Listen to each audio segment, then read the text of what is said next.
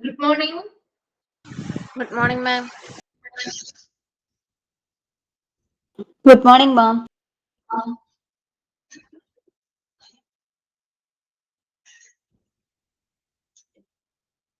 Okay, നമ്മുടെ accreditation എന്ന് പറഞ്ഞ ചാപ്റ്റർ ആണ് എടുത്തോണ്ടിരുന്നത് അല്ലെ? എവിടെ വരെയാണ് എടുത്തു നിർത്തിയത്?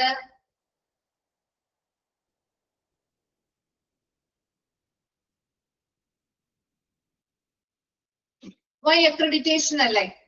അവിടെ വരെയല്ലേ നമ്മൾ നിർത്തിയത്? എത്ര പോയിന്റ്സ് പറഞ്ഞിരുന്നു? കംപ്ലീറ്റ് ആയില്ലല്ലോ. കംപ്ലീറ്റ് ആയിരുന്നോ? 3 പോയിന്റ്സ്.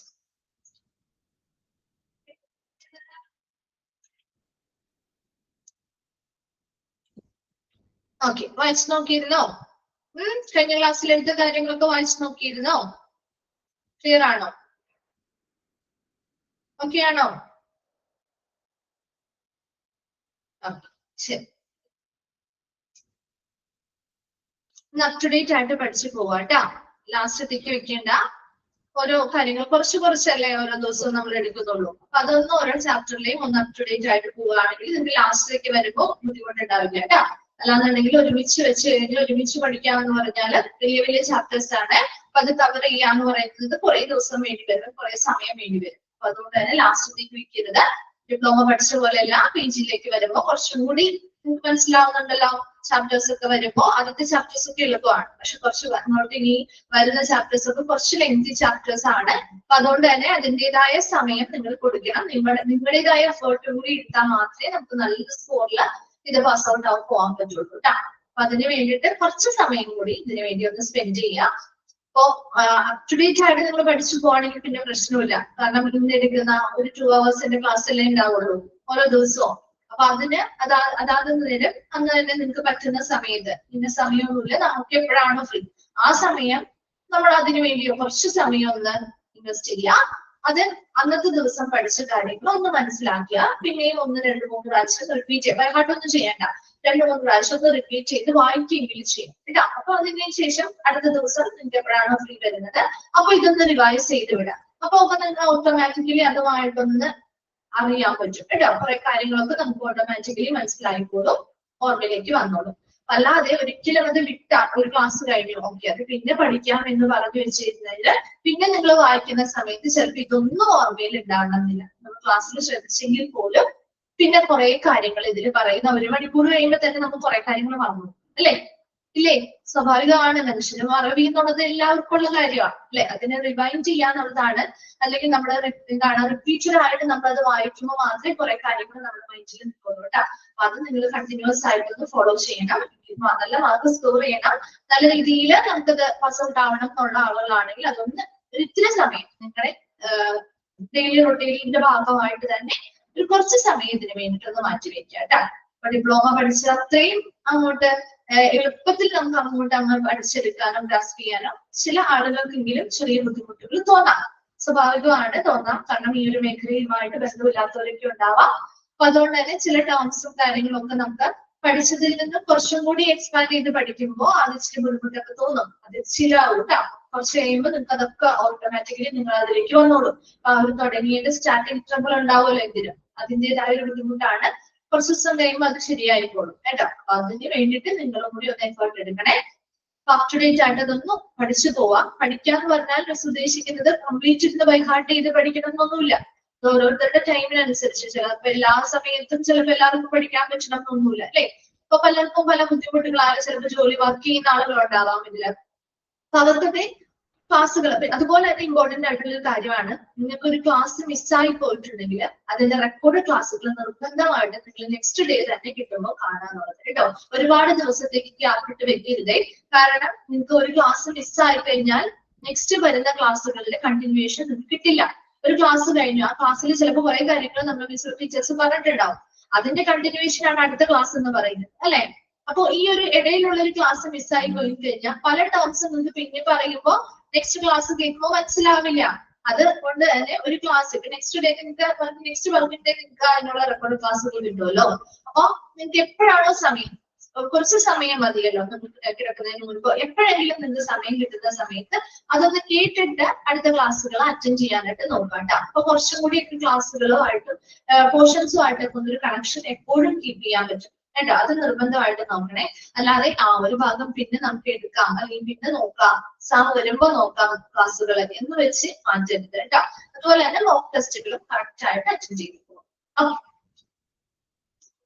ഓക്കെ, ഇപ്പൊ നമ്മൾ വൈ അക്രഡിറ്റേഷൻ എന്ന് പറഞ്ഞ ഭാഗമാണ് സ്റ്റാർട്ട് ചെയ്തിരുന്നത്. ഒരു 3 പോയിന്റ്സ് വരെയും പറഞ്ഞിരുന്നു അല്ലെ. അപ്പൊ ഏതൊക്കെയാണ് ജസ്റ്റ് ഒന്ന് റിവൈൻഡ് ചെയ്യാം നമുക്ക്. വൈ അക്രഡിറ്റേഷനിൽ എന്തൊക്കെ കാര്യങ്ങളാണ് പറഞ്ഞത്? ഒരു അക്രഡിറ്റേഷൻ എന്ന് പറഞ്ഞാൽ അത് ഹെൽത്ത് കൺസ്യൂമേഴ്സ് അല്ലെ, ആരോഗ്യ ഉപഭോക്താക്കൾക്കിടയിൽ ഒരു ക്വാളിറ്റി ഇൻഡെക്സ്, ഒരു ഗുണനിലവാര സൂചിക എന്ത് ചെയ്യുന്നുണ്ട്, ഉയർത്തുന്നുണ്ട് അല്ലെങ്കിൽ വർദ്ധിപ്പിക്കുന്നുണ്ട്, ഉറപ്പുവരുത്തുന്നുണ്ട്. അതുപോലെ തന്നെ ഹോസ്പിറ്റൽസ് ഇപ്പോ ഒരുപാട് ഹോസ്പിറ്റൽസ് എന്ത് ചെയ്യുന്നുണ്ട്, അക്രഡിറ്റേഷൻ ഏജൻസിയുമായിട്ട് എന്ത് ചെയ്യുന്നുണ്ട്, കമ്പൈൻ ചെയ്തുകൊണ്ട് ഒരുപാട് ഹോസ്പിറ്റൽസ് അക്രഡിറ്റേഷന് വേണ്ടിയിട്ട് മുന്നിട്ട് വരുന്നുണ്ട്. അതിനനുസരിച്ച് എന്തിനു വേണ്ടിയിട്ട് വേൾഡ് വൈഡ് ആയിട്ട് അല്ലെ, രാജ്യത്തുടനീളം അല്ലെങ്കിൽ ഇന്റർനാഷണൽ റെക്കഗ്നിഷൻ അവർക്ക് കിട്ടാൻ വേണ്ടിയിട്ടാണ്. അവരുടെ ആ ഒരു ആരോഗ്യ പരിചരണ വിതരണത്തിന്റെ ആ ഒരു ഇന്റർനാഷണൽ ക്വാളിറ്റി, ഇന്റർനാഷണൽ ഗുണനിലവാരം നിലനിർത്താനും അതുപോലെ തന്നെ അവരുടെ പ്രോട്ടോകോൾസ് കാര്യങ്ങളെല്ലാം സ്റ്റാൻഡർഡൈസ് ചെയ്യുക, ഒരു നല്ല നിലവാരത്തിലേക്ക് കൊണ്ടുവരുന്നതിനൊക്കെ വേണ്ടിയിട്ടാണ് ഇത്തരത്തില് അക്രഡിറ്റേഷൻ ഏജൻസിയെ സമീപിച്ചുകൊണ്ട് മിക്ക സ്ഥാപനങ്ങളും അക്രഡിറ്റഡ് ആവാനായിട്ട് ഇപ്പോൾ ശ്രമിക്കുന്നത്. അപ്പൊ അതിലൂടെ ഫോറിൻ പേഷ്യൻസിനെ നമുക്ക് ഒരുപാട് ഫോറിൻ പേഷ്യൻസിനെ അട്രാക്ട് ചെയ്യാൻ അല്ലെങ്കിൽ ആകർഷിക്കാൻ പറ്റും.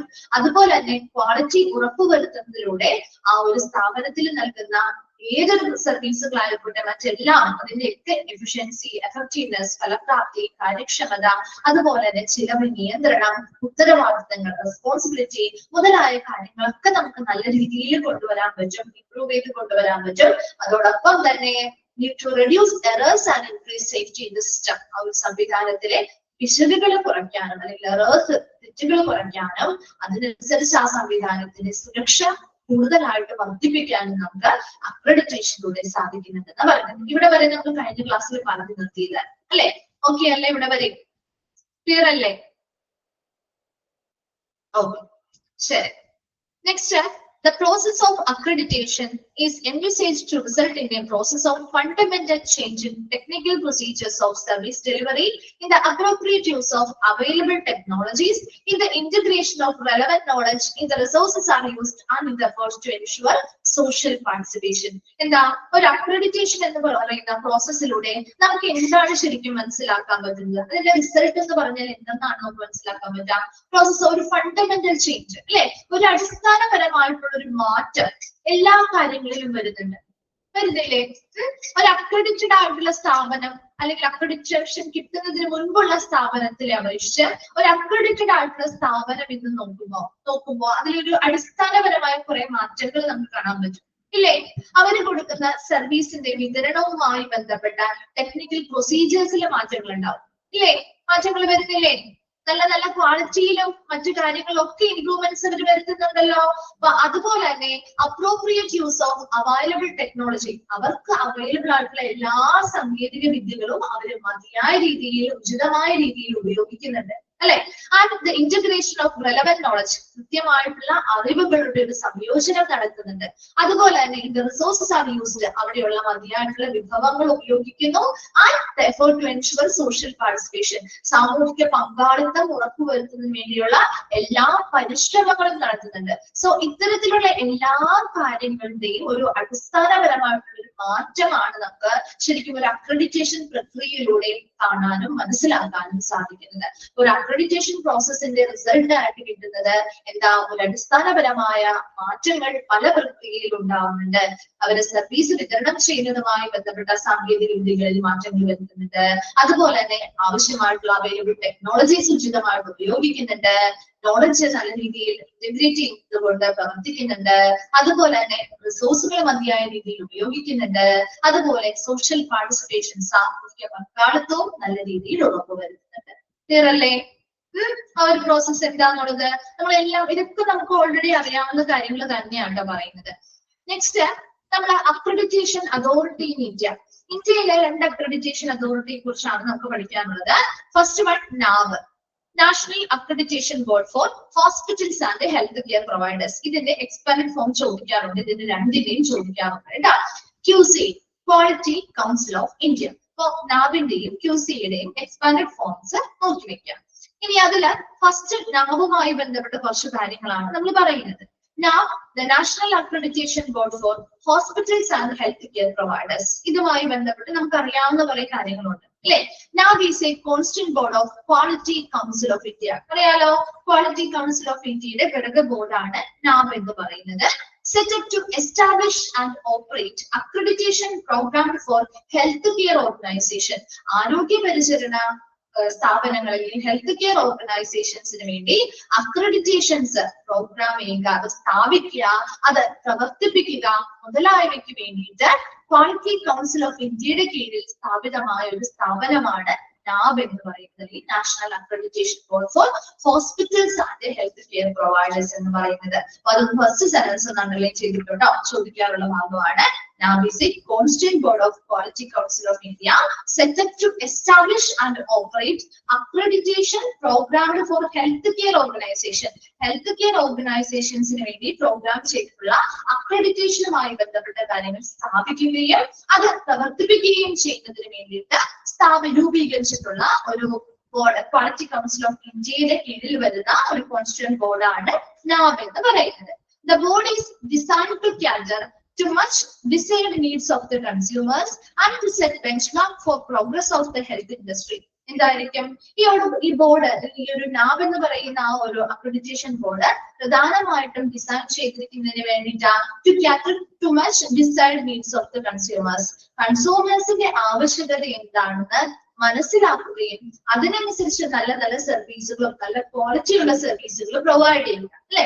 അതുപോലെ തന്നെ to set benchmark for progress of the health industry. ആരോഗ്യ മേഖല അല്ലെങ്കിൽ ആരോഗ്യ ഇൻഡസ്ട്രിയുമായി ബന്ധപ്പെട്ട ആ ഒരു പുരോഗതിക്ക് വേണ്ടിയുള്ള ബെഞ്ച്മാർക്സ് അല്ലെങ്കിൽ മാനദണ്ഡങ്ങൾ സെറ്റ് ചെയ്യുന്നതിന് വേണ്ടിയിട്ട് ഡിസൈൻ ചെയ്തിട്ടുള്ള ഒരു ബോർഡാണ് NAB എന്ന് പറയുന്നത്. The NAB is an institutional member of the International Society for Quality in Healthcare, ISQA. ഒന്ന് അണ്ടർലൈൻ ചെയ്തിട്ടോ. എന്തിന്റെയാണ്? ഇൻസ്റ്റിറ്റ്യൂഷണൽ മെമ്പർ ആണ് NAB എന്ന് പറയുന്ന ISQA-യുടെ ഒരു ഇൻസ്റ്റിറ്റ്യൂഷണൽ മെമ്പർ അല്ലെങ്കിൽ സ്ഥാപക അംഗം കൂടിയാണ്. ഇനി ISQA എന്ന് പറഞ്ഞാൽ എന്താണെന്നാണ് താഴെ പറയുന്നത്. ISQA ശരിക്കും ഒരു നോട്ട് ഫോർ പ്രോഫിറ്റ് കമ്മ്യൂണിറ്റിയുമായി ബന്ധപ്പെട്ട പ്രോഫിറ്റ് കമ്മ്യൂണിറ്റി ഓർഗനൈസേഷൻ ആണ്.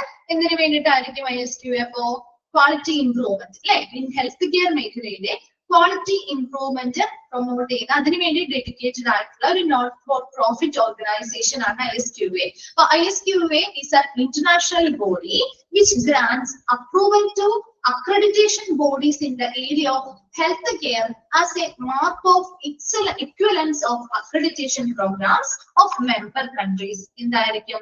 ISQA അതൊന്ന് അണ്ടർലൈൻ ചെയ്തിട്ട് കേട്ടോ. ഫസ്റ്റ് സെന്റൻസും അണ്ടർലൈൻ ചെയ്തില്ല, ഈ ലാസ്റ്റ് സെന്റൻസും അണ്ടർലൈൻ ചെയ്തില്ല. ISQA എന്ന് പറഞ്ഞാൽ is an international body, ഒരു അന്താരാഷ്ട്ര ബോഡിയാണ്. which grant approval to accreditation body. Accreditation നൽകുന്ന ബോഡീസിന് അപ്രൂവൽ നൽകുന്നതിന് വേണ്ടി ഏതൊക്കെ മേഖലയിലുള്ളതാണ്? In the area of health care, ആരോഗ്യ പരിചരണ മേഖലയിൽ പ്രവർത്തിക്കുന്ന അക്രഡിറ്റേഷൻ ബോഡികൾക്ക് അപ്രൂവൽ അല്ലെങ്കിൽ അംഗീകാരം നൽകുന്ന ഇന്റർനാഷണൽ ബോഡിയാണ് ISQA അല്ലെങ്കിൽ എന്താണ് international society for quality in health care എന്ന് പറയുന്നത്. As A mark of equivalence of an accreditation programs of member countries, ഇതിലെ അംഗരാജ്യങ്ങളിലെ എല്ലാ തരത്തിലുമുള്ള ഒരു ഇക്വലൻസ്, ഒരു തുല്യത എല്ലാ അക്രഡിറ്റേഷൻ പ്രോഗ്രാമുകൾക്കും നിലവിൽ കൊണ്ടുവരുന്നതിന് വേണ്ടിയിട്ട് കൂടിയുള്ള ഒരു ബോർഡാണ് ISQA എന്ന് പറഞ്ഞാൽ. അപ്പൊ 4 പോയിന്റ്സ് ആണ് നമ്മൾ പറഞ്ഞത്. NAB-മായി ബന്ധപ്പെട്ട് NAB എന്ന് പറഞ്ഞാൽ ക്വാളിറ്റി കൗൺസിൽ ഓഫ് ഇന്ത്യയുടെ കീഴിലെ ഹെൽത്ത് കെയർ ഓർഗനൈസേഷൻസിന് വേണ്ടി അക്രഡിറ്റേഷൻ പ്രോഗ്രാമുകൾ സ്ഥാപിക്കുകയും അതുപോലെ പ്രവർത്തിപ്പിക്കുകയും ചെയ്യുന്നതിന് വേണ്ടിയിട്ട് രൂപീകരിച്ചിട്ടുള്ള ഒരു സ്ഥാപനമാണ് NAB എന്ന് പറയുന്നത്. അതുപോലെ തന്നെ അവിടെ കൺസ്യൂമേഴ്സിന്റെ ആവശ്യകത എന്താണെന്ന് മനസ്സിലാക്കുകയും അതിനനുസരിച്ച് അവർക്ക് നല്ല ക്വാളിറ്റിയുള്ള സർവീസുകൾ കൊടുക്കാനായിട്ട് ഇത് സഹായിക്കുന്നുണ്ട്. അതോടൊപ്പം ഹെൽത്ത് ഇൻഡസ്ട്രിയിലെ പുരോഗതിക്ക് അനുസരിച്ച് ആ ഒരു പുരോഗതി വർദ്ധിപ്പിക്കുന്നതിന് വേണ്ടിയിട്ടുള്ള മാനദണ്ഡങ്ങൾ സെറ്റ് ചെയ്യാനും ഇത് സഹായിക്കുന്നുണ്ട്. അതുപോലെ അതുപോലെ തന്നെ നാം എന്ന് പറയുന്നത് international society for quality in health care, അതിന്റെയും എക്സ്പാൻഡ് ഫോം ചോദിക്കാറുണ്ട്, അത് അണ്ടർലൈൻ ചെയ്ത് വെച്ചോട്ടോ. ISQA ഒരു ഇൻസ്റ്റിറ്റ്യൂഷണൽ മെമ്പർ സ്ഥാപക അംഗമാണ്.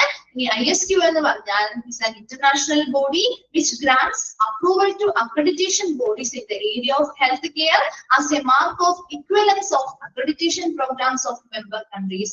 ISQA ഇത്ര മാത്രമേ ഉള്ളൂ ഹെൽത്ത് കെയർ മേഖലയിലെ അക്രഡിറ്റേഷൻ ബോഡികൾക്ക് അപ്രൂവൽ അല്ലെങ്കിൽ അംഗീകാരം നൽകുന്ന ഒരു ഇന്റർനാഷണൽ ബോഡിയാണ് ISQA എന്ന് പറയുന്നത്. അപ്പൊ അതിൽ എല്ലാ മെമ്പർ കൺട്രീസിലും അംഗരാജ്യങ്ങൾക്കും ആ ഒരു അക്രഡിറ്റേഷൻ പ്രോഗ്രാമുകൾ ഒരു തുല്യത കൈവരിക്കുന്നതിന് വേണ്ടിയിട്ട് സഹായിക്കുന്ന ഒരു ഇന്റർനാഷണൽ ബോഡി കൂടിയാണ് ISQA എന്ന് പറഞ്ഞത്. അപ്പൊ അവിടെ വരെ ഒന്ന് വേഗം വായിച്ചു നോക്കി.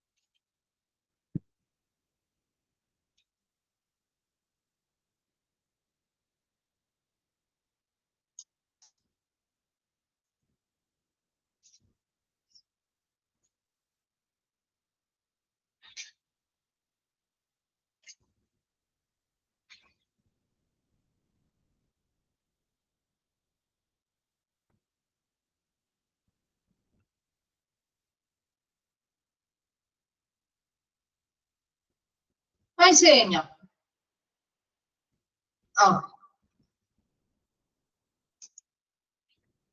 ഓക്കെ, ഇപ്പൊ നമ്മൾ നെക്സ്റ്റ് ഭാഗത്തേക്ക് പോവാണേ.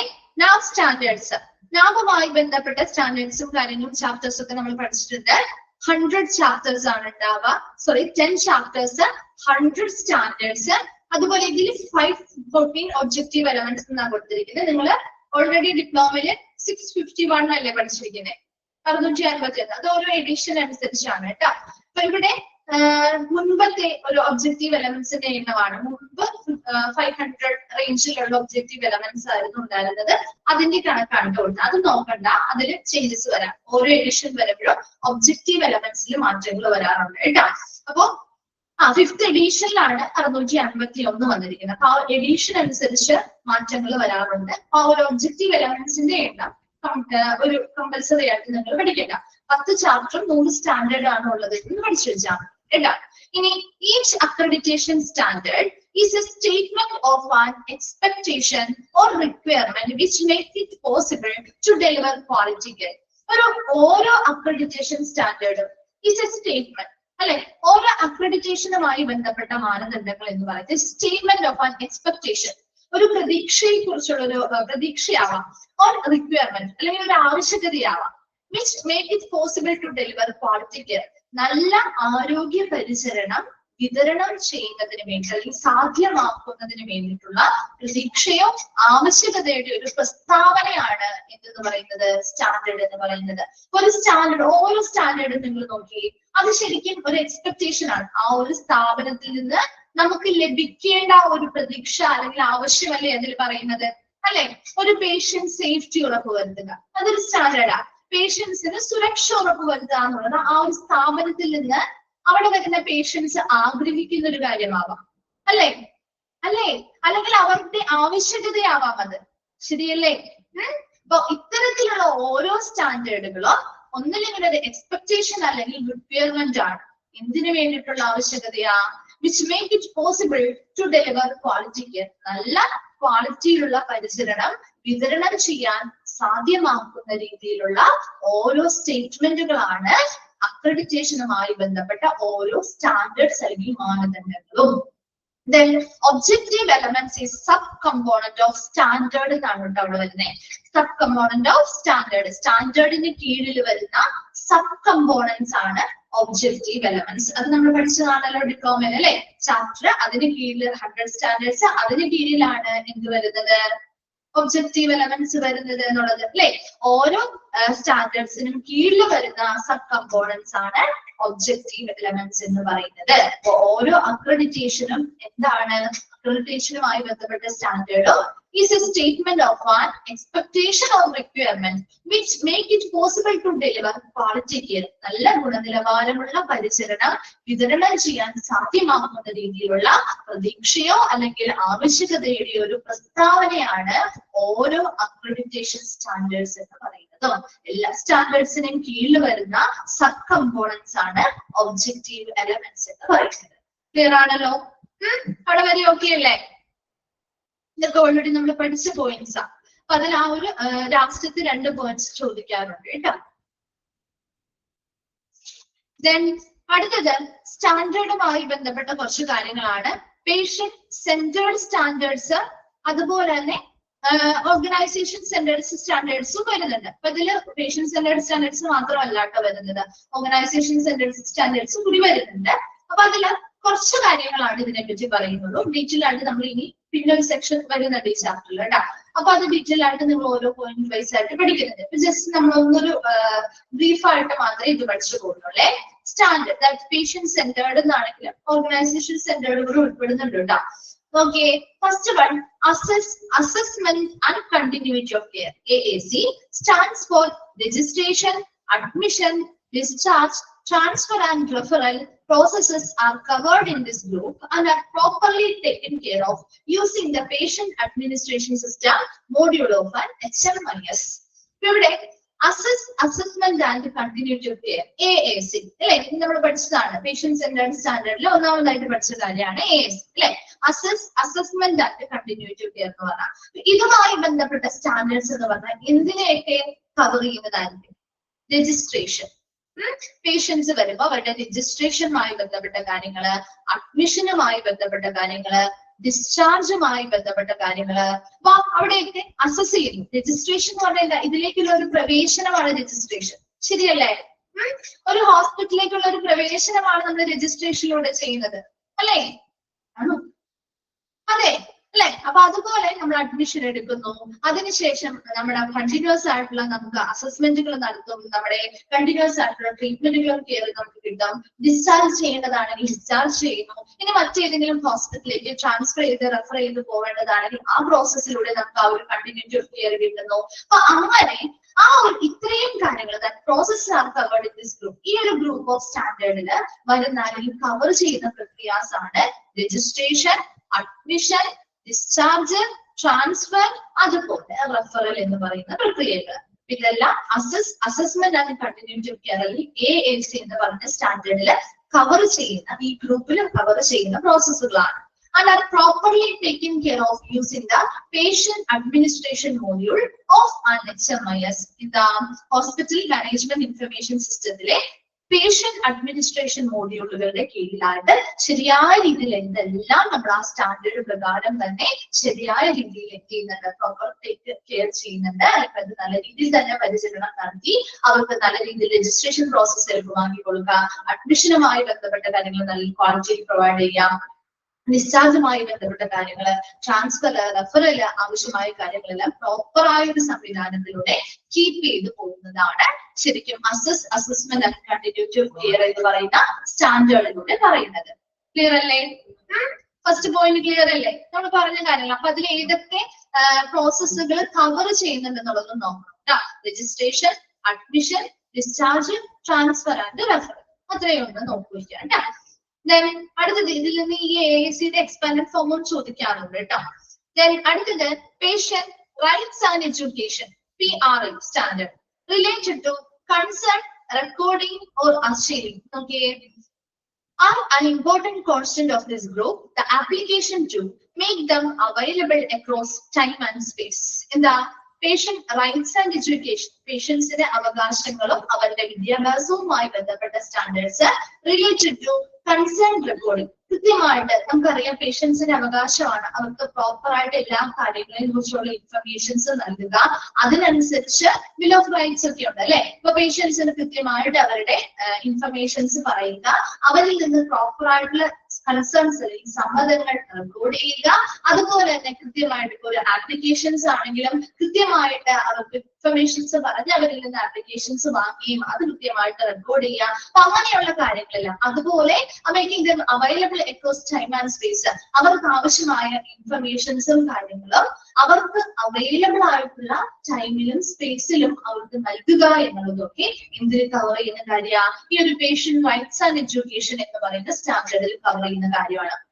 പേഷ്യൻസിന്റെ കൺസേണുമായി ബന്ധപ്പെട്ട കാര്യങ്ങൾ റെക്കോർഡ് ചെയ്യുക, മറ്റ് അഡ്മിഷനുമായി ബന്ധപ്പെട്ട കാര്യങ്ങൾ, രജിസ്ട്രേഷനുമായി ബന്ധപ്പെട്ട ഒരു ആപ്ലിക്കേഷൻ ഫോം, അതുമായി ബന്ധപ്പെട്ട പൂർത്തീകരണം, അതുമായി ബന്ധപ്പെട്ട ഇൻഫർമേഷൻസ്, അതുപോലെ തന്നെ ഇപ്പൊ പേഷ്യൻസിന്റെ രോഗവുമായി ബന്ധപ്പെട്ട ഇൻഫർമേഷൻസ്, ട്രീറ്റ്മെന്റുമായി ബന്ധപ്പെട്ട ഇൻഫർമേഷൻസ്, മെഡിക്കൽ ഹിസ്റ്ററി മുതലായ കാര്യങ്ങളെല്ലാം കൃത്യസമയത്തും കൃത്യമായ സ്പേസിലും ഒക്കെ അവർക്ക് പ്രൊവൈഡ് ചെയ്യുക, അവർക്ക് ലഭ്യമാക്കി നൽകുക, അവർക്ക് ശരിയായ രീതിയിൽ അവരുടെ അവകാശങ്ങൾ സംരക്ഷിക്കുക, അവർക്ക് കൃത്യമായ എഡ്യൂക്കേഷൻസ്, അവരുടെ ട്രീറ്റ്മെന്റുമായി ബന്ധപ്പെട്ടും മറ്റു കാര്യങ്ങളുമായി ബന്ധപ്പെട്ടും ഹോസ്പിറ്റൽ പ്രൊവൈഡ് ചെയ്യുക എന്നതെല്ലാം ഈ ഒരു സ്റ്റാൻഡേർഡിൽ വരുന്ന കാര്യമാണ്. പേഷ്യന്റ് റൈറ്റ്സ് ആൻഡ് എഡ്യൂക്കേഷൻ സ്റ്റാൻഡേർഡിൽ വരുന്ന കാര്യങ്ങൾ.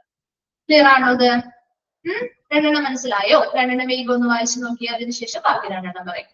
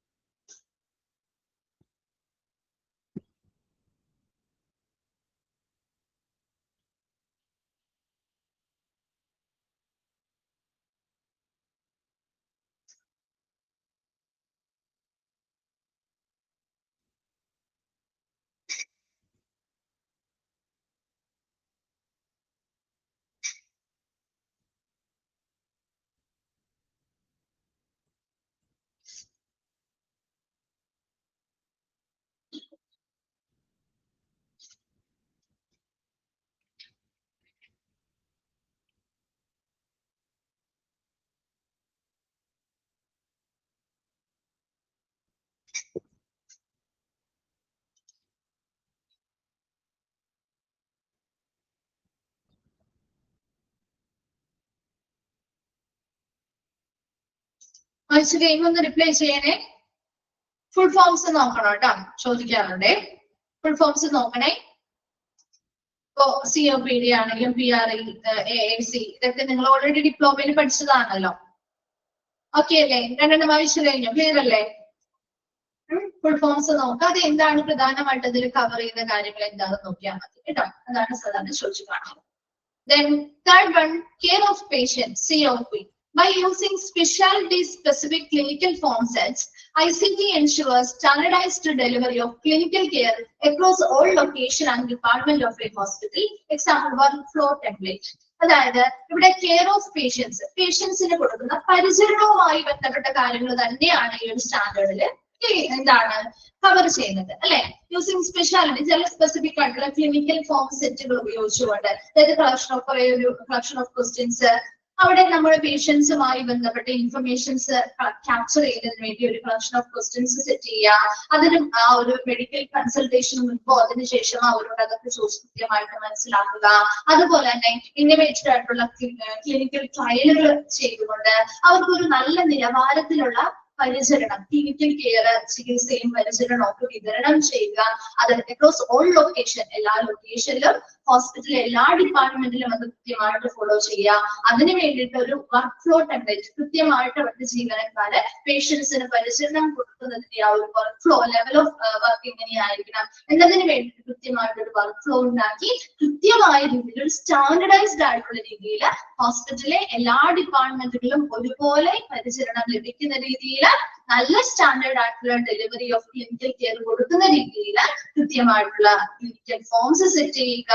അതുപോലെ തന്നെ ഇന്നോവേറ്റീവ് ആയിട്ടുള്ള ക്ലിനിക്കൽ ട്രയലുകൾ ചെയ്യുക. അതിനനുസരിച്ച് സ്പെസിഫിക് ആയിട്ടുള്ള സ്പെഷ്യാലിറ്റി കെയർ കാര്യങ്ങളൊക്കെ വരുന്ന ഓരോ പേഷ്യൻസിനും നൽകുക എന്നതാണ് കെയർ ഓഫ് പേഷ്യൻസ് അല്ലെങ്കിൽ COP എന്ന് പറയുന്ന സ്റ്റാൻഡേർഡിൽ ഉൾപ്പെടുന്നത്. Then അടുത്തത് മാനേജ്മെന്റ് ഓഫ് മെഡിക്കേഷൻ എന്ന് പറയുമ്പോൾ MOM എന്ന് പറഞ്ഞാൽ health care professionals need assistance while choosing a medication from a large list of medication available with respect to drug interaction and individual sensitivity. ഇവിടെ മാനേജ്മെന്റ് ഓഫ് മെഡിക്കേഷൻ എന്ന് പറഞ്ഞാൽ മരുന്നുകളുടെ വിതരണവുമായി ബന്ധപ്പെട്ട കാര്യങ്ങളാണ്. ഇവിടെ ഹെൽത്ത് കെയർ പ്രൊഫഷണൽസിന് നീഡ് അസിസ്റ്റൻസ്, ഒരു സഹായം പലപ്പോഴും ആവശ്യമായി വരാറുണ്ട്. കാരണം ഇത്രയും ലാർജ് ലിസ്റ്റ് ഓഫ് മെഡിക്കേഷനിൽ നിന്ന് ഈ ഒരു പേഷ്യന്റിന് ചേരുന്ന അല്ലെങ്കിൽ അവർക്ക് അനുയോജ്യമായിട്ടുള്ള ഇൻഡിവിജ്വൽ സെൻസിറ്റിവിറ്റി ഉള്ളവരാവാം, അതുപോലെ തന്നെ ഡ്രഗ് ഇന്ററാക്ഷൻസുമായി ബന്ധപ്പെട്ട പ്രശ്നങ്ങളോ കാര്യങ്ങളോ ഒക്കെ ഉണ്ടാവാം. അപ്പൊ അതിനനുസരിച്ച് ഇത്രയും ആ ഒരു ലാർജ് ലിസ്റ്റ് ഓഫ് മെഡിക്കേഷനിൽ നിന്ന് കൃത്യമായിട്ടുള്ള മെഡിക്കേഷൻസും മരുന്നുകളും ചൂസ് ചെയ്യാന്ന് പറഞ്ഞാൽ ചിലപ്പോൾ ഒരു ഹെൽത്ത് കെയർ പ്രൊഫഷണലിന് ചില സമയങ്ങളിലെങ്കിലും ഒരു സഹായം ആവശ്യമായി വന്നേക്കാം. അപ്പൊ അത്തരത്തിലുള്ള പ്രോബ്ലംസോ കാര്യങ്ങളോ മാറ്റാനും വളരെ സ്റ്റാൻഡേർഡ് ആയ രീതിയിൽ മെഡിസിൻസ് പ്രൊവൈഡ് ചെയ്യാനും അതുമായി ബന്ധപ്പെട്ട മറ്റു കാര്യങ്ങൾ മാനേജ് ചെയ്യാനും വേണ്ടി ഇലക്ട്രോണിക് മെഡിക്കേഷൻ അഡ്മിനിസ്ട്രേഷൻ കൺസൾട്ടേഷൻ മോഡ്യൂളുകൾ സ്ഥാപിക്കാനാണ് ഇതിൽ പറയുന്നത്. അപ്പൊ അതിനനുസരിച്ച് നമുക്ക് ഇലക്ട്രോണിക്കലി ആ ഒരു മെഡിസിൻസിൽ ലിസ്റ്റും ഇവർക്ക് അനുയോജ്യമായിട്ടുള്ള മെഡിസിൻസ് ഏതൊക്കെയാണ് സെൻസിറ്റിവിറ്റി ഉള്ളത്, ഏതൊക്കെയാണ് ഡ്രഗ് ഇന്ററാക്ഷൻസ്, അഡ്വേഴ്സ് ആയിട്ടുള്ള ഡ്രഗ് റിയാക്ഷൻസ് നടത്തുന്ന മെഡിസിൻസ് ഉണ്ടെങ്കിൽ ഇതൊക്കെ നമുക്ക് സോർട്ട് ഔട്ട് ചെയ്ത് മാറ്റി മറ്റുള്ളവ മാത്രം നമുക്ക് അനുയോജ്യമായിട്ടുള്ള സോർട്ട് ഔട്ട് ചെയ്യാനും അതിനനുസരിച്ച് മെഡിസിൻസ് കൈകാര്യം ചെയ്യാനും വിതരണം ചെയ്യാനും ഒക്കെ നമുക്ക് സാധിക്കുന്ന രീതിയിൽ ഒരു ഇലക്ട്രോണിക് മെഡിക്കേഷൻ അഡ്മിനിസ്ട്രേഷൻ റീകൺസിലേഷൻ മോഡ്യൂളുകൾ എന്ത് ചെയ്യുക, സ്ഥാപിക്കുകയും ആ ഒരു സ്റ്റാൻഡേർഡ് ആ ഒരു മെഡിസിൻസിന്റെ മാനേജ്മെന്റിൽ കീപ്പ് ചെയ്യുകയും ചെയ്യുക. രണ്ടെണ്ണമാണ് കെയർ ഓഫ് പേഷ്യൻസിൽ. പേഷ്യൻസിന്റെ സ്റ്റാൻഡേർഡ് ആയിട്ടുള്ള ഡെലിവറി ഓഫ് ക്ലിനിക്കൽ കെയർ എല്ലാ ഏരിയയിലും എല്ലാ ഡിപ്പാർട്ട്മെന്റിലും പ്രൊവൈഡ് ചെയ്യുന്നതിന് വേണ്ടി കൃത്യമായിട്ടുള്ള വർക്ക് ഫ്ലോ നല്ല രീതിയിൽ തയ്യാറാക്കുക. അതിൽ ഓരോ പേഷ്യൻസും ഏതൊക്കെ ഡിപ്പാർട്ട്മെന്റിലാണോ ഇതാണ് ട്രീറ്റ്മെന്റ് എടുക്കുന്നത് അതിനനുസരിച്ച് അവിടുത്തെ ഓരോ ലെവലിലുള്ള സ്റ്റാഫുകളും ഇങ്ങനെയായിരിക്കണം കെയർ കൊടുക്കേണ്ടത്. അതിന് വേണ്ടിയിട്ട് അവർ ചെയ്യേണ്ട കുറേയധികം പ്രൊസീജിയേഴ്സും കാര്യങ്ങളും ഒക്കെ സ്റ്റാൻഡർഡൈസ്ഡ് ആയിട്ടുള്ള രീതിയിലേക്ക് മാറ്റുക എന്നതാണ് കെയർ ഓഫ് പേഷ്യൻസിന്റെ സ്റ്റാൻഡേർഡിലൂടെ ഉദ്ദേശിക്കുന്നത്. ഇനി മാനേജ്മെന്റ് ഓഫ് മെഡിക്കേഷൻ എന്ന് പറയുമ്പോൾ മരുന്നുകളുടെ വിതരണവുമായി ബന്ധപ്പെട്ട ഒരു സ്റ്റാൻഡേർഡ് കീപ്പ് ചെയ്യുന്നതിന് വേണ്ടിയിട്ട് കൃത്യമായിട്ട് ഈ ഒരു ലിസ്റ്റിൽ നിന്നും പ്രോപ്പർ ആയിട്ടുള്ള മരുന്നുകൾ മാത്രം സോർട്ട് ഔട്ട് ചെയ്തെടുക്കാനും അതിനനുസരിച്ച് ശരിയായ രീതിയിലുള്ള വിതരണം നടത്തുന്നതിന് വേണ്ടിയിട്ട് ഇലക്ട്രോണിക് ആയിട്ടുള്ള മെഡിക്കേഷൻ അഡ്മിനിസ്ട്രേഷൻ റീകൺസിലേഷൻ മോഡ്യൂളുകളും സ്ഥാപിക്കുകയും ചെയ്യുക. വായിച്ചു നോക്കിയ രണ്ടെണ്ണം കെയർ ഓഫ് പേഷ്യൻസും മാനേജ്മെന്റ് ഓഫ് മെഡിക്കേഷൻ.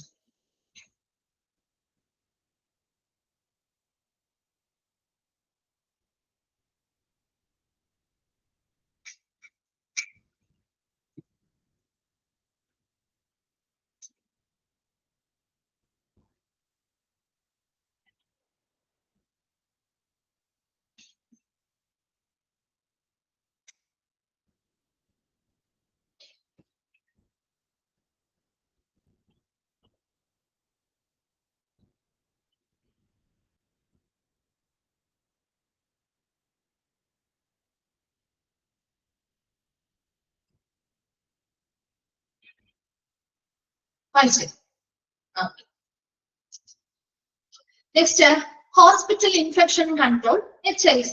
ഹോസ്പിറ്റൽസിന്റെ ഇൻഫെക്ഷൻ കൺട്രോളുമായി ബന്ധപ്പെട്ട കാര്യങ്ങളാണ് അതിൽ പറയുന്നത്. അതിന് കൃത്യമായിട്ടുള്ള ഇൻഫെക്ഷൻ കൺട്രോളിന് വേണ്ടിയിട്ടുള്ള പോളിസികളും പ്രൊസീജിയേഴ്സും ഒക്കെ നടപ്പിലാക്കുക, പ്രോഗ്രാമുകൾ ഡെവലപ്പ് ചെയ്യുക, നമ്മൾ ഇംപ്ലിമെന്റ് ചെയ്യുക, അതുമായി ബന്ധപ്പെട്ട കൃത്യമായ സ്റ്റാൻഡേർഡുകൾ കീപ്പ് ചെയ്യുക. അത്രമാത്രം അതിലൊന്നുള്ളൂ. പിന്നെ അടുത്തത് facilities management and safety FMS. എന്താണ്?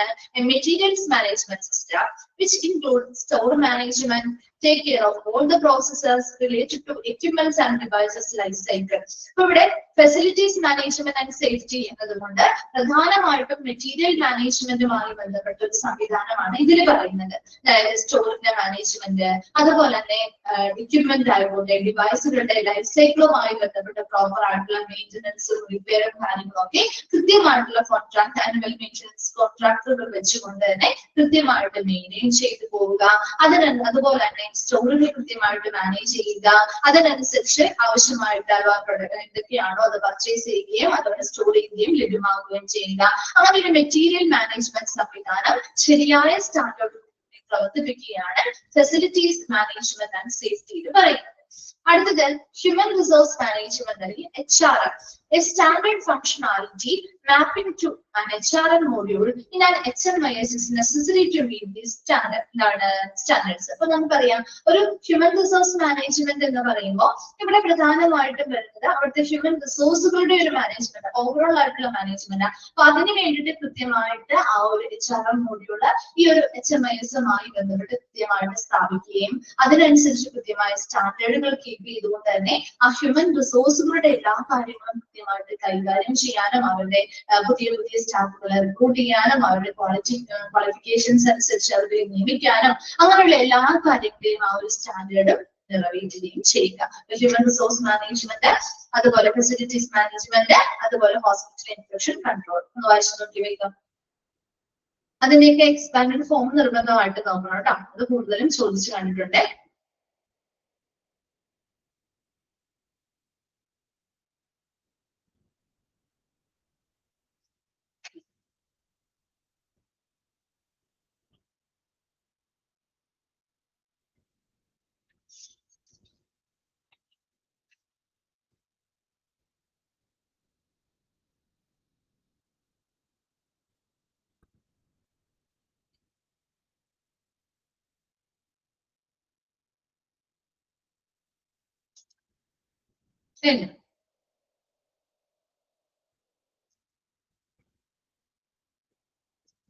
Okay, sure.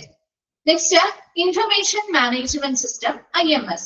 A modern HMIS take care of the information needs of the care providers, management of the organization, as well as other agencies that require data and information from the organization. So, Information Management System, IMS, a modern HMIS take care of the information needs of the care patients. Care പ്രൊവൈഡേഴ്സിന്റെ information എന്തൊക്കെയാണ് അവർക്ക് ആവശ്യമായിട്ടുള്ളത്, അതിനനുസരിച്ച് കാര്യങ്ങൾ കൈകാര്യം ചെയ്യുന്നു. അതുപോലെ തന്നെ ഓർഗനൈസേഷൻ കൃത്യമായ രീതിയിൽ മാനേജ് ചെയ്യുന്നു. അതുപോലെ മറ്റ് ഏജൻസികൾക്ക് ഈ ഓർഗനൈസേഷനിൽ നിന്നും ഇൻഫർമേഷൻസ് ആവശ്യമായി വരികയാണെങ്കിൽ അത്തരത്തിൽ റിക്വയർഡ് ആയിട്ടുള്ള ഡേറ്റാസ് കൃത്യമായിട്ട് മാനേജ് ചെയ്ത് കൈകാര്യം ചെയ്യുന്നു. There are two important HMIS modules which cover the standards covered in this section are Central Sterilization and Store Department module and Biomedical Waste Management module. ഇവിടെ കൃത്യമായിട്ട് ഈ ഒരു HMIS മോഡ്യൂളുകള് കവർ ചെയ്യുന്ന, അതുമായി ബന്ധപ്പെട്ട സ്റ്റാൻഡേർഡ് കവർ ചെയ്യുന്ന രണ്ട് പ്രധാനപ്പെട്ട സെക്ഷൻസ് ആണ് CSSD, സെൻട്രൽ സ്റ്റെറിലൈസേഷൻ അല്ലെങ്കിൽ സ്റ്റെറൈൽ സ്റ്റോർ ഡിപ്പാർട്ട്മെന്റ് എന്ന് പറയുന്നത്, അതുപോലെ തന്നെ ബയോമെഡിക്കൽ വേസ്റ്റ് മാനേജ്മെന്റ് മോഡ്യൂള്. ഇവ രണ്ടും ഈ ഒരു HMIS-ന്റെ മോഡ്യൂളിൽ കീഴിൽ വരുന്ന ഈ ഒരു സ്റ്റാൻഡേർഡ് കവർ ചെയ്യുന്ന കാര്യങ്ങളാണ്. ഇവിടെയും ഇതുപോലെ തന്നെ CSSD-യിലാണെങ്കിലും കൃത്യമായിട്ട് അവിടെ അതുമായി ബന്ധപ്പെട്ട ഡേറ്റാസ്, എന്തൊക്കെ മെറ്റീരിയൽസ് നമ്മൾ സ്റ്റെറിലൈസ് ചെയ്തുകൊണ്ട് സ്റ്റോർ ചെയ്തിട്ടുണ്ട്, അതുമായി ബന്ധപ്പെട്ട ഇൻഫർമേഷൻസ് കൃത്യമായിട്ട് ആവശ്യമായ ഡിപ്പാർട്ട്മെന്റുകൾ പ്രൊവൈഡ് ചെയ്യണം, റെക്കോർഡ് ചെയ്യണം.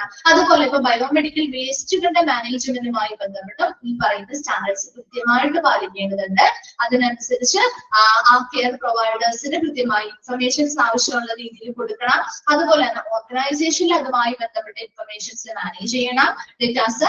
അതുപോലെ മറ്റു ഓർഗനൈസേഷന് ആവശ്യമായിട്ടുള്ള ഡേറ്റാസ് അല്ലെങ്കിൽ മറ്റ് ഏജൻസികൾക്ക് അതുമായി ബന്ധപ്പെട്ട ഡേറ്റാസ് കൃത്യമായിട്ട് പ്രൊവൈഡ് ചെയ്യുകയും ചെയ്യണം. അപ്പൊ അവിടെ പ്രത്യേകിച്ച് ഒരു ബയോമെഡിക്കൽ വേസ്റ്റ് മാനേജ്മെന്റുമായി ബന്ധപ്പെട്ട് കുറെ റൂൾസ് ആൻഡ് റെഗുലേഷൻസ് പാലിക്കേണ്ടതായിട്ടുണ്ട്. അപ്പൊ അത് സ്റ്റാൻഡേർഡ് പ്രകാരം തന്നെ കൃത്യമായിട്ട് പാലിച്ച് അതിനനുസരിച്ചുള്ള ഇൻഫർമേഷൻസ് മറ്റ് ഏജൻസികൾക്ക് ആവശ്യമായ സമയങ്ങളിൽ ലഭ്യമാക്കി നൽകുകയും ആ സ്റ്റാൻഡേർഡ് എപ്പോഴും മെയിൻറ്റെയിൻ ചെയ്തു പോവുകയും വേണം. അടുത്തത് continuous quality management, CQI, continuous quality മാനേജ്മെന്റില് and intelligent HMIS which is capable of reporting key performance indicators assist in achieving the standards mentioned in this section. എന്താ കണ്ടിന്യൂസ് ക്വാളിറ്റി മാനേജ്മെന്റ് CQM എന്ന് പറഞ്ഞാൽ and intelligence HMIS ആണ്. which is capable of reporting key performance indicators. നമ്മൾ പഠിച്ച കാര്യമാണ് അല്ലെ, key performance indicators പഠിച്ചില്ലേ? Tab mandate ചെയ്തിട്ടുള്ള 32 കീ പെർഫോമൻസ് ഇൻഡിക്കേറ്റേഴ്സ് ഒക്കെ പഠിച്ചില്ലായിരുന്നോ? പഠിച്ചു. ക്വാളിറ്റി അല്ലെങ്കിൽ കീ പെർഫോമൻസ് ഇൻഡിക്കേറ്റേഴ്സ് പഠിച്ചില്ലേ?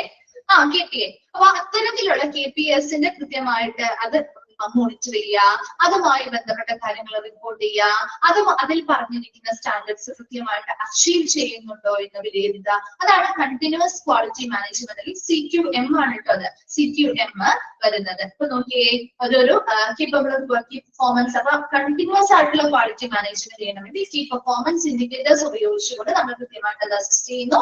ആ സ്റ്റാൻഡേർഡ് പ്രകാരമുള്ള കാര്യങ്ങളെല്ലാം അവർ അച്ചീവ് ചെയ്യുന്നുണ്ടോ നോക്കുന്നു. അതിനനുസരിച്ച് കൃത്യമായിട്ട് ആ ഒരു കണ്ടിന്യൂസ് ആയിട്ടുള്ള ക്വാളിറ്റി മാനേജ്മെന്റ് മുൻപോട്ട് കണ്ടിന്യൂസ് ആയിട്ട് തുടർച്ചയായിട്ട് പോവുകയും ചെയ്യുന്നു. ലാസ്റ്റ് വൺ ആണ് റെസ്പോൺസിബിലിറ്റീസ് ഓഫ് മാനേജ്മെന്റ്, ROM അല്ലെങ്കിൽ ROM. A modern HMIS is capable of creating a hierarchy of roles with robust role-based security rules, thereby ensuring proper accountable hospital management. ഇവിടെ responsibility of management എന്ന് പറഞ്ഞാൽ മാനേജ്മെന്റിന്റെ ഉത്തരവാദിത്തം. അതായത് ഇവിടെ capable of creating a hierarchy of roles. അതായത് അവിടുത്തെ ഓരോ സ്റ്റാഫുകളുടെയും ആ മാനേജ്മെന്റിൽ ഉൾപ്പെടുന്ന എല്ലാവരുടെയും ഓരോ റോളുകൾ, അവർ എന്തൊക്കെ റോളുകളാണ് ചെയ്യേണ്ടത്, അതിനനുസരിച്ച് ഒരു ഹൈറാർക്കിയൽ ഓർഡറിൽ അവർ ചെയ്യേണ്ട റോൾസ് ആൻഡ് റെസ്പോൺസിബിലിറ്റി എന്താണെന്നുള്ളത് കൃത്യമായിട്ട് അസൈൻ ചെയ്യുകയും അത് വളരെ കൃത്യമായിട്ട് തന്നെ അവർക്ക് എന്ത് ചെയ്യുക, മനസ്സിലാക്കി കൊടുക്കുകയും അവർക്ക് നൽകുകയും ചെയ്യുക. അതിനനുസരിച്ച് റോൾ ബേസ്ഡ് ഒരു സെക്യൂരിറ്റി റോളുകൾ, ഇപ്പൊ റോൾ ബേസ് ഓരോ റോളിലും ചെയ്യേണ്ടതായിട്ടുള്ള റെസ്പോൺസിബിലിറ്റി എന്താണ്, അതുമായി ബന്ധപ്പെട്ട അവരുടെ കടമകൾ എന്താണ്, അതുമായി ബന്ധപ്പെട്ട് അവർ ഫേസ് ചെയ്യേണ്ടി വരുന്ന മറ്റു പ്രോബ്ലംസ് എന്തൊക്കെയായിരിക്കും, അതെല്ലാം വ്യക്തമായിട്ട് അവർക്ക് പറഞ്ഞ് മനസ്സിലാക്കി ആ ഒരു റെസ്പോൺസിബിലിറ്റീസ് കൃത്യമായിട്ട് മാനേജ് ചെയ്യുക. അത് കൃത്യമായിട്ട് അവിടുത്തെ എംപ്ലോയീസിലേക്ക് പകർന്നു കൊടുക്കുകയും അതിലൂടെ കൃത്യമായിട്ട് അവർ ഓരോരുത്തരും ചെയ്യുന്ന റോളുകൾ ഭംഗിയായിട്ട് നല്ല സ്റ്റാൻഡേർഡോടുകൂടി പ്രോപ്പർ ആയിട്ട് കണ്ടിന്യൂ ചെയ്ത് പോകാനായിട്ടുള്ള ഫെസിലിറ്റികൾ കൊടുക്കാവുന്നതാണ് റെസ്പോൺസിബിലിറ്റി ഓഫ് മാനേജ്മെന്റ് പറയുന്നത്. വായിച്ചു നോക്കി പറഞ്ഞു വേഗം. Information management system, continuous quality management, responsibility of management.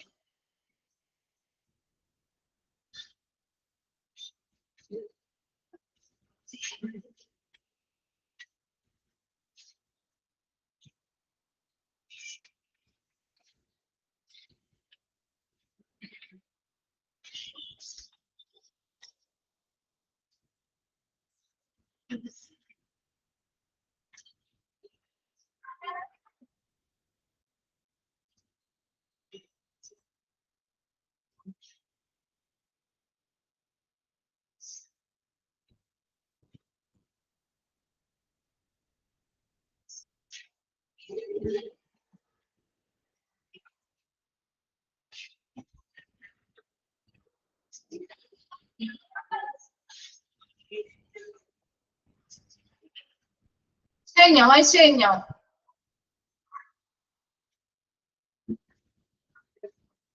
ഓ ശരി. നെക്സ്റ്റ് വൺ ആണ് ബെനിഫിറ്റ്സ് ഓഫ് നാബ് അക്രഡിറ്റേഷൻ. നാബിന്റെ അക്രഡിറ്റേഷനുമായി ബന്ധപ്പെട്ട പ്രയോജനങ്ങൾ എന്തൊക്കെയായിരിക്കും? അതൊക്കെ നമ്മുടെ ബെനിഫിറ്റ്സ് ഓൾറെഡി പഠിച്ചു തന്നത് നിങ്ങൾക്ക് എളുപ്പമായിരിക്കും.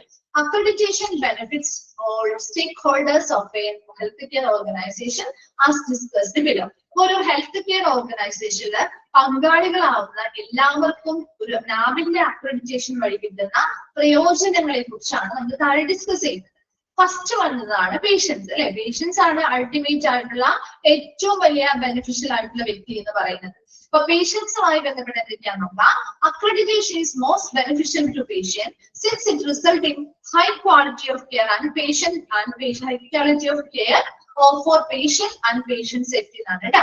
അക്രഡിറ്റേഷൻ എന്ന് പറയുന്നത് ഏറ്റവും കൂടുതൽ ബെനിഫിഷ്യൽ ആയിട്ടുള്ള വ്യക്തിയാണ് പേഷ്യൻസ് എന്ന് പറയുന്നത്. അവർക്ക് നല്ല ഉയർന്ന ഗുണനിലവാരത്തിലുള്ള പരിചരണവും സുരക്ഷയും ഇതിലൂടെ ലഭിക്കുന്നുണ്ട്. അതുപോലെ patients everywhere including those in developing countries have the right to receive high quality care in a safe environment and the NAB is a step in that direction. എന്താ പേഷ്യൻസ് എവിടെയുള്ള പേഷ്യൻസ് ആയിക്കോട്ടെ അവർക്ക് ഇപ്പൊ ഒരു developing including those in developing കൺട്രീസിൽ ഉൾപ്പെടെയുള്ള ഏത് സ്ഥലത്തുള്ള പേഷ്യൻസും ആയിക്കോട്ടെ അവർക്ക് ഒരു ശരിയായ ഉയർന്ന ഗുണനിലവാരത്തിലുള്ള പരിചരണം സ്വീകരിക്കാനുള്ള ഒരു അവകാശമുണ്ട്. അതിനനുസരിച്ച് വളരെ സേഫ് ആയിട്ടുള്ള എൻവയോൺമെന്റിൽ നിന്ന് ഒരു ഉയർന്ന ഗുണനിലവാരത്തിലുള്ള പരിചരണം ലഭിക്കുന്നതിന് വേണ്ടിയുള്ള ഒരു ഫസ്റ്റ് സ്റ്റെപ്പ്, ആ ഒരു ഡയറക്ഷനിലേക്കുള്ള ഒരു ആദ്യ സ്റ്റെപ്പാണ് നാബ് വെക്കുന്നത്. അപ്പൊ നാബ് എന്ന് പറയുന്ന നാബിന്റെ അക്രഡിറ്റേഷൻ വഴി പേഷ്യൻസിന് ഒരുപാട് ബെനിഫിഷ്യൽ ആണ്. മോസ്റ്റ് ബെനിഫിഷ്യൽ ആയിട്ടുള്ള വ്യക്തികൾ പേഷ്യൻസ് ആണ്. അവർക്ക് ഹൈ ക്വാളിറ്റിയുള്ള പരിചരണം, അതുപോലെ തന്നെ പേഷ്യൻസിന്റെ സുരക്ഷയും ഉറപ്പുവരുത്താൻ പറ്റുന്നുണ്ട്. അതോടൊപ്പം തന്നെ എവിടെയുള്ള ഡെവലപ്പിംഗ് കൺട്രിയിൽ ഉൾപ്പെടെയുള്ള എവിടെയുള്ള പേഷ്യൻസിനാണെങ്കിലും ഒരു ഉയർന്ന ക്വാളിറ്റിയിലുള്ള കെയർ കിട്ടുക എന്നുള്ളത് അവരുടെ അവകാശമാണ്. അത് വളരെ സേഫ് ആയിട്ടുള്ള എൻവയോൺമെന്റിൽ നിന്ന് അവർക്ക് ലഭ്യമാക്കുന്നതിന് വേണ്ടിയുള്ള ആ ഡയറക്ഷനിലേക്കുള്ള ആദ്യ സ്റ്റെപ്പാണ് നമുക്ക് വെക്കുന്നത്. Then patients are made aware of their rights and these rights are respected and protected. Patients ഇതിലൂടെ അവരുടെ റൈറ്റ്സ് എന്തൊക്കെയാണ്, അവരുടെ അവകാശങ്ങൾ എന്താണെന്ന് അതിനെക്കുറിച്ച് ഒരു ബോധവൽക്കരണം കിട്ടുകയും ഒരു ധാരണ കിട്ടുകയും അതുപോലെ തന്നെ അവരുടെ അവകാശങ്ങളെ റെസ്പെക്ട് ചെയ്യുകയും സംരക്ഷിക്കുകയും അതുപോലെ ബഹുമാനിക്കുകയും സംരക്ഷിക്കപ്പെടുകയും ചെയ്യുന്നുണ്ട്. അതുപോലെ patient satisfaction is regularly evaluated for quality improvement. ഗുണനിലവാരം മെച്ചപ്പെടുത്തുന്നതിന് വേണ്ടി പേഷ്യൻസിന്റെ സംതൃപ്തിയും പതിവായിട്ട് വിലയിരുത്തൽ നടത്തുന്നുണ്ട്. Accreditation help to maintain a patient-centric approach in health care. അതുകൊണ്ട് തന്നെ ഇത്തരം അക്രഡിറ്റേഷൻ പ്രോഗ്രാമിലൂടെ ഒരു പേഷ്യന്റ് സെൻട്രിക് അപ്രോച്ച്, രോഗിയെ കേന്ദ്രീകരിച്ചുള്ള ഒരു സമീപനമാണ് ഒരു ഹെൽത്ത് കെയർ മേഖലയിൽ രോഗിയെ കേന്ദ്രീകരിച്ചിട്ടുള്ള ഒരു സമീപനം മെയിൻറ്റെയിൻ ചെയ്യാനായിട്ട് അക്രഡിറ്റേഷൻ സഹായിക്കുന്നുണ്ട്. അപ്പൊ ഇത്രയും എന്താണ് പേഷ്യൻസിന് കിട്ടുന്ന ബെനിഫിറ്റ്സ് ആണ് പറയുന്നത്. അതുപോലെ തന്നെ മറ്റ് ബെനിഫിറ്റ്സ് ആണ് ഗുഡ് ഹെൽത്ത് ഔട്ട്കം. എന്താ, ഒരു അക്രഡിറ്റഡ് ആയിട്ടുള്ള ഒരു സ്ഥാപനത്തിൽ പോയി കഴിഞ്ഞാൽ നമുക്ക് നമ്മൾ കൊടുക്കുന്ന ആ ഒരു നമ്മൾ അവരെ വിശ്വസിച്ച് നമ്മൾ അവിടെ ചെല്ലുമ്പോൾ നമുക്ക് നല്ലൊരു ആരോഗ്യപരമായ ഒരു ഫലം നമുക്ക് അവിടെ നിന്ന് കിട്ടില്ലേ? കിട്ടുമോ? ഒരു നല്ല ഒരു അക്രഡിറ്റഡ് ആയിട്ടുള്ള നല്ല ഹോസ്പിറ്റലാണ് തോന്നുന്നതെങ്കിൽ നമുക്ക് നല്ലൊരു ആരോഗ്യപരമായ ഒരു നല്ല റിസൾട്ട് നമുക്ക് കിട്ടില്ലേ? ഹെൽത്ത് റിലേറ്റഡ് ആയിട്ട് നല്ലൊരു ഔട്ട്കം കിട്ടില്ലേ? കിട്ടും അല്ലെ? ക്ലയന്റ് സാറ്റിസ്ഫാക്ഷൻ, അവിടെ വരുന്ന ക്ലയന്റ്സിന് സംതൃപ്തി കിട്ടില്ലേ? കിട്ടുമോ? അവിടെ പോകുന്ന ഏതൊരു ക്ലയന്റ്സിനും നല്ല സാറ്റിസ്ഫാക്ഷൻ കിട്ടില്ലേ? കിട്ടും. വാല്യൂ ഫോർ മണി അല്ലെ? നമ്മൾ കൊടുക്കുന്ന പണത്തിനുള്ള മൂല്യം നമുക്ക് കിട്ടുന്നില്ലേ? കിട്ടുന്നുണ്ടോ? ചില ഹോസ്പിറ്റലിലൊക്കെ നമ്മൾ പോകുമ്പോ അക്രഡിറ്റഡ് ആയിട്ടുള്ള ഹോസ്പിറ്റൽ ആവണമെന്നൊന്നുമില്ല. നമ്മൾ ഒരുപാട് പണം ചിലവാക്കിയാൽ പോലും പലതിനും റിസൾട്ട് നല്ല രീതിയിൽ കിട്ടാറില്ല അല്ലെ? എനിക്ക് നമ്മൾ സ്വാഭാവികമായിട്ട് പറയാറുണ്ട്, ഇത്ര പണമാണ് നമ്മൾ അവിടെ കൊണ്ടുപോകട്ടെ അല്ലെ, എന്നിട്ട് ഒരു റിസൾട്ടും ഇല്ല, ഒരു ഫലവും ഇല്ല, ഒരു മാറ്റവും വന്നിട്ടില്ല എന്ന് പറയാറില്ലേ നിങ്ങള്? പക്ഷേ അക്രഡിറ്റഡ് ആയിട്ടുള്ള സ്ഥാപനത്തിൽ അവർ അതിൻ്റെതായ സ്റ്റാൻഡേർഡ്സും ക്വാളിറ്റിയും കീപ്പ് ചെയ്യുന്നത് കൊണ്ട് തന്നെ നമ്മൾ കൊടുക്കുന്ന പണത്തിനുള്ള മൂല്യം നമുക്ക് ലഭിക്കുന്നുണ്ട് ഉണ്ട് അല്ലെ? Less frustration. അതുകൊണ്ട് തന്നെ നമ്മൾ സാറ്റിസ്ഫൈഡ് ആണ്. അപ്പൊ അവിടെ ഒരു ഫ്രസ്ട്രേഷന്റെ ആവശ്യം വരുന്നുണ്ടോ? വരുന്നുണ്ടോ? നമുക്കൊരു സംതൃപ്തി ഉണ്ടെങ്കിൽ അവിടെ ഒരു ഫ്രസ്ട്രേഷൻ അല്ലെങ്കിൽ ആ ഒരു രീതിയിലുള്ള ഒരു നിരാശയോ അല്ലെങ്കിൽ ദേഷ്യമോ കാര്യങ്ങളോ വരുമോ? ഇല്ല അല്ലെ? അപ്പൊ ഇവിടെ ഒരു പേഷ്യൻസിന് കിട്ടുന്ന ബെനിഫിറ്റ്സ് ആണ് നമ്മൾ പറയുന്നത്. ഏറ്റവും അല്ലെ നല്ല ക്വാളിഫൈഡ് ആയിട്ടുള്ള ആളുകളിൽ നിന്നുള്ള സർവീസുകളും കാര്യങ്ങളും ആയതുകൊണ്ട് തന്നെ നമുക്ക് അവിടെ നിരാശപ്പെടാനോ അല്ലെങ്കിൽ ഫ്രസ്ട്രേറ്റഡ് ആവാന്റെ ആവശ്യമൊന്നുമില്ല. നമ്മൾ എപ്പോഴും സാറ്റിസ്ഫൈഡ് ആവാണ് ശരി അല്ലെ? അതുപോലെ തന്നെ നമ്മൾ കൊടുക്കുന്ന പണത്തിനുള്ള നല്ല സർവീസുകൾ, ക്വാളിറ്റിയുള്ള സർവീസുകൾ നമുക്ക് കിട്ടുന്നത് കൊണ്ട് വാല്യൂ ഫോർ മണി ആണ് അല്ലെ? അതുപോലെ തന്നെ ഗുഡ് ഹെൽത്ത് ഔട്ട്കം എന്താണ്? നമ്മുടെ നല്ല ആരോഗ്യപരമായിട്ടുള്ള റിസൾട്ടും നമുക്ക് ഇതിലൂടെ കിട്ടാൻ സാധ്യതയുണ്ട്. അപ്പൊ അതുകൊണ്ട് തന്നെ പേഷ്യൻസ് ആണ് ഏറ്റവും മോസ്റ്റ് ബെനിഫിഷ്യൽ ആയിട്ടുള്ള ആളുകൾ എന്ന് പറയുന്നത്. പേഷ്യൻസിന്റെ സുരക്ഷ ഉറപ്പുവരുത്താൻ പറ്റും, നല്ല ക്വാളിറ്റിയുള്ള പരിചരണം കിട്ടുന്നുണ്ട്, അതുപോലെ തന്നെ അവരുടെ അവകാശങ്ങൾ ബഹുമാനിക്കപ്പെടുന്നുണ്ട്, സംരക്ഷിക്കപ്പെടുന്നുണ്ട്, പതിവായിട്ട് അവരുടെ സാറ്റിസ്ഫാക്ഷൻ വിലയിരുത്തുന്നുണ്ട്, അതിലൂടെ ക്വാളിറ്റി ഇംപ്രൂവ് ചെയ്യുന്നുണ്ട്. അതുപോലെ തന്നെ ഒരു രോഗിയെ കേന്ദ്രീകരിച്ചുള്ള ഒരു സമീപനമാണ് ആരോഗ്യ മേഖലയുമായി ബന്ധപ്പെട്ട അക്രഡിറ്റേഷൻ സഹായം ചെയ്യുന്നത്, പ്രൊവൈഡ് ചെയ്യുന്നത്. വേഗം പേഷ്യൻസുമായി ബന്ധപ്പെട്ട അക്രഡിറ്റഡ് ആയിട്ടുള്ള നാബിന്റെ ആ ഒരു ബെനിഫിറ്റ്സ് ഒക്കെ ആവശ്യമെങ്കിൽ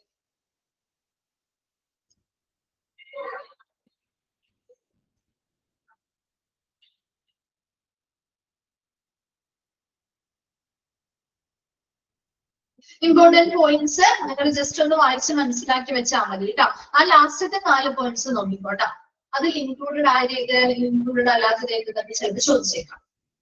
ബാക്കി നിങ്ങളൊന്ന് വായിച്ച് മനസ്സിലാക്കി വെച്ചാൽ മതി. എഴുതാൻ പറ്റുമല്ലോ?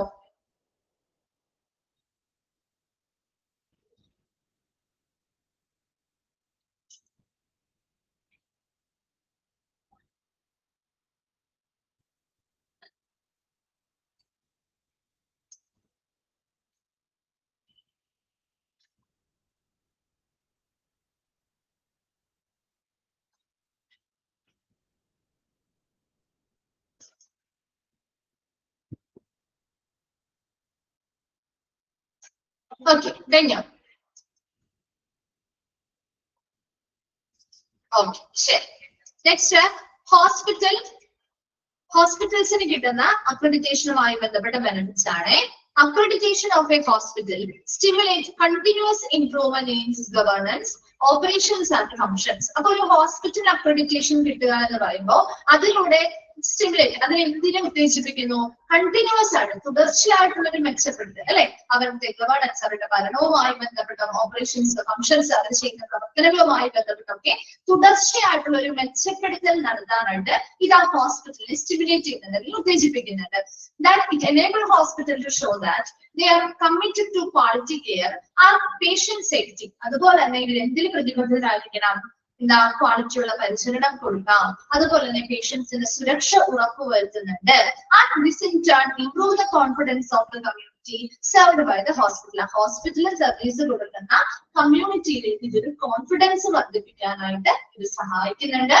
Then the accreditation also means that the hospital is at par with the best and may also provide a competitive edge over other organization. എന്താ, അതോടൊപ്പം തന്നെ ഹോസ്പിറ്റലില് ഈ ഒരു അക്രഡിറ്റേഷൻ വഴി ബെസ്റ്റ് എന്ന നിലയിൽ ആ ഒരു ഇൻഡസ്ട്രിയിലെ ആ ഒരു മറ്റു ഹോസ്പിറ്റലിനിടയിലും ബെസ്റ്റ് ആയിട്ട്, അല്ലെങ്കിൽ ബെസ്റ്റ് എന്ന നിലയിലേക്ക് കാണും. അതുപോലെ തന്നെ ഒരു കോമ്പറ്റേറ്റീവ് ആയിട്ട്, ഒരു മത്സരാധിഷ്ഠിതമായിട്ടുള്ള ഒരു നേട്ടം മറ്റു ഓർഗനൈസേഷനുകൾക്കിടയിൽ ഈ ഒരു ഓർഗനൈസേഷൻ ഉണ്ടാക്കിയെടുക്കാനും ഇത് സാധിക്കുന്നുണ്ട്. അപ്പൊ എന്തൊക്കെയാ പറഞ്ഞേ? ഹോസ്പിറ്റൽസുമായി ബന്ധപ്പെട്ട ഒരു അക്രഡിറ്റേഷൻ വഴി ഹോസ്പിറ്റൽസിലേക്ക് എന്താണ് ഒരു കണ്ടിന്യൂസ് ആയിട്ടുള്ള ഇംപ്രൂവ്മെന്റ്, അവരുടെ ഭരണവുമായി ബന്ധപ്പെട്ട പ്രവർത്തനങ്ങളുമായി ബന്ധപ്പെട്ട ഒരു തുടർച്ചയായ മെച്ചപ്പെടുത്തൽ അക്രഡിറ്റേഷൻ ചെയ്യുന്നുണ്ട്, സ്റ്റിമുലേറ്റ് ചെയ്യുന്നുണ്ട്, അല്ലെങ്കിൽ ഉത്തേജിപ്പിക്കുന്നുണ്ട്. അതുപോലെ തന്നെ എന്താണ്, ഒരു ഹോസ്പിറ്റൽ അക്രഡിറ്റേഷൻ കിട്ടി എന്ന് പറഞ്ഞാൽ അത് എന്തിനെയാണ് കാണിക്കുന്നത് അല്ലെങ്കിൽ സൂചിപ്പിക്കുന്നത്? അവര് നല്ല ക്വാളിറ്റിയുള്ള പരിചരണവും പേഷ്യൻസിന്റെ സുരക്ഷയും ഉറപ്പുവരുത്താൻ പ്രതിബദ്ധരാണ് എന്നാണ് കാണിക്കുന്നത്. അതുകൊണ്ട് തന്നെ അവർ ആ ഹോസ്പിറ്റലിൽ കൊടുക്കുന്ന സർവീസ് കൊടുക്കുന്ന കമ്മ്യൂണിറ്റിക്കിടയിൽ ഒരു കോൺഫിഡൻസ് ഇതിലൂടെ വർദ്ധിപ്പിച്ചെടുക്കാൻ പറ്റും. അതുപോലെ ഒരു അക്രഡിറ്റേഷൻ എന്ന് പറഞ്ഞാൽ അത് ഹോസ്പിറ്റലിനെ ബെസ്റ്റ് ആക്കി കാണിക്കാനായിട്ട് നമുക്ക് സാധിക്കും. അതുപോലെ മറ്റുള്ള ഓർഗനൈസേഷൻസിനിടയിൽ ഒരു മത്സരാധിഷ്ഠിത നേട്ടം ഈ ഒരു ഹോസ്പിറ്റലിനെ കൈവരിക്കാനും അക്രഡിറ്റേഷൻ വഴി സാധിക്കുന്നുണ്ട്. വായിച്ചു നോക്കിയേ ഹോസ്പിറ്റൽസിന്റെ ബെനിഫിറ്റ്സ്.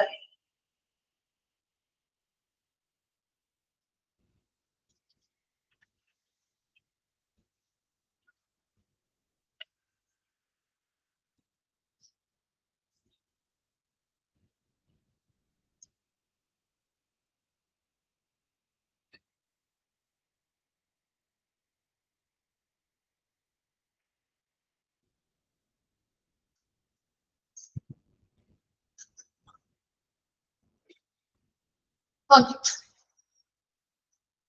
ശരി. നെക്സ്റ്റ് സ്റ്റാഫുമായി ബന്ധപ്പെട്ട കാര്യമാണ്, സ്റ്റാഫുകൾക്കുള്ള ബെനിഫിറ്റ്സ്. ഇതൊക്കെ നമ്മൾ ഓൾറെഡി പഠിച്ചതുകൊണ്ടാണ് ഒരുപാട് ഡീറ്റെയിൽസ് ഒന്നും പറയേണ്ടല്ലോ. Accreditation provides an opportunity for the staff of the hospital to be a part of continuous learning process and a good working environment with uniformity in policy.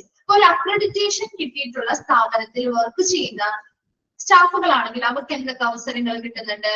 Hospital to be a part of continuous, തുടർച്ചയായ learning പ്രോസസ്സിന്റെ ഭാഗമാകാനായിട്ട്, പഠന പ്രക്രിയയുടെ ഭാഗമാകാനായിട്ട്, അതുപോലെ തന്നെ നല്ലൊരു working environment കിട്ടുന്നുണ്ട്. അതുപോലെ വിത്ത് യൂണിഫോമിറ്റി ഇൻ പോളിസി, അവിടെയുള്ള പോളിസികളിൽ ഒരു യൂണിഫോമിറ്റിയും ഏകീകരണവും ഒരു ഐക്യവും അതുപോലെ നല്ലൊരു വർക്കിംഗ് എൻവയോൺമെന്റും ഒരു കണ്ടിന്യൂസ് ആയിട്ടുള്ള ഒരു ലേണിംഗ് വേണ്ടിയിട്ടുള്ള ഒരു അവസരവും ഇവർക്ക് ലഭിക്കുന്നുണ്ട്.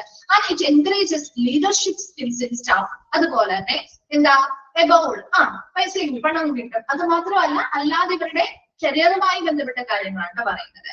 It encourages leadership skills in staff. അതുപോലെ തന്നെ സ്റ്റാഫുകൾക്കിടയിൽ നല്ലൊരു ലീഡർഷിപ്പ് സ്കില്ല് എൻകറേജ് ചെയ്യുന്നുണ്ട്. And able provide a sense of ownership of the clinical processes. അവർ ചെയ്യുന്ന ഓരോ പ്രക്രിയയുടെയും ആ ഒരു ഉടമസ്ഥാവകാശം, ഇത് എന്റെ റെസ്പോൺസിബിലിറ്റിയാണ്, ഞാനിത് പൂർത്തിയാക്കേണ്ടതാണ് എന്ന ആ ഒരു സെൻസ് ഓഫ് ഓണർഷിപ്പ്, ആ ഒരു ഉടമസ്ഥാവകാശത്തിന്റെ ആ ഒരു തിരിച്ചറിവ് എന്ന് പറയുന്നത് ഇവർക്ക് വളരെ വലുതാണ്. It also facilitate overall professional development of clinician and paramedical staff. Clinicians ആയിക്കോട്ടെ, പാരാമെഡിക്കൽ സ്റ്റാഫുകൾ ആയിക്കോട്ടെ, അവരുടെയൊക്കെ ഒരു പ്രൊഫഷണൽ പരമായിട്ടുള്ള ഒരു ഓവറോൾ ആയിട്ടുള്ള പ്രൊഫഷണൽ ഡെവലപ്മെന്റ് ഇത് എന്ത് ചെയ്യുന്നുണ്ട്? ഇംപ്രൂവ് ചെയ്യുന്നുണ്ട്. അപ്പോ സ്റ്റാഫുകൾ ഒരു അക്രഡിറ്റേഷൻ കിട്ടിയിട്ടുള്ള ഒരു സ്ഥാപനത്തിൽ വർക്ക് ചെയ്യുന്ന സ്റ്റാഫ് ആണെങ്കിൽ അവർക്ക് എന്തൊക്കെ അവസരങ്ങൾ കിട്ടുന്നുണ്ട്? തുടർച്ചയായിട്ടുള്ള ലേണിംഗ് പ്രോസസ്സിനുള്ള അവസരം കിട്ടുന്നുണ്ട്, നല്ലൊരു വർക്കിംഗ് എൻവയോൺമെന്റ് കിട്ടുന്നുണ്ട്, അതുപോലെ തന്നെ അവരുടെ ലീഡർഷിപ്പ് സ്കിൽസ് വർദ്ധിപ്പിക്കാനുള്ളത് എൻകറേജ് ചെയ്യാനായിട്ടുള്ള ഒരു പ്രോസസ് എന്താണ് സ്കിൽ കിട്ടുന്നുണ്ട്. അതുപോലെ ഒരു sense of ownership of the clinical process. അവർ ചെയ്യുന്ന ഓരോ ചികിത്സാ പ്രോസസ്സിലെയും അവരുടെ റെസ്പോൺസിബിലിറ്റിയാണ്, ഇത് എന്റെ റെസ്പോൺസിബിലിറ്റിയാണ്, ഞാൻ പൂർത്തിയാക്കേണ്ടതാണ് എന്ന രീതിയിലുള്ള ഒരു സ്വമേധയുള്ള ഒരു ഉടമസ്ഥാവകാശം, ആ ഒരു ബോധവും അവരിൽ വർദ്ധിക്കുന്നുണ്ട്. അതുപോലെ മൊത്തത്തിൽ ഇപ്പം ഡോക്ടേഴ്സോ ക്ലിനിഷ്യൻസോ നഴ്സോ പാരാമെഡിക്കൽ സ്റ്റാഫോ ആരും ആയിക്കോട്ടെ, അവരുടെ ഒരു പ്രൊഫഷണൽ ഓവറോൾ ആയിട്ടുള്ള അവരുടെ പ്രൊഫഷണൽ ഡെവലപ്മെന്റിനും ഇത് ചെയ്യുന്നുണ്ട്, ഫെസിലിറ്റേറ്റ് ചെയ്യുന്നുണ്ട്. വേഗം ഒന്ന് വായിച്ചു നോക്കി സ്റ്റാഫുകളുമായി ബന്ധപ്പെട്ട കാര്യങ്ങൾ.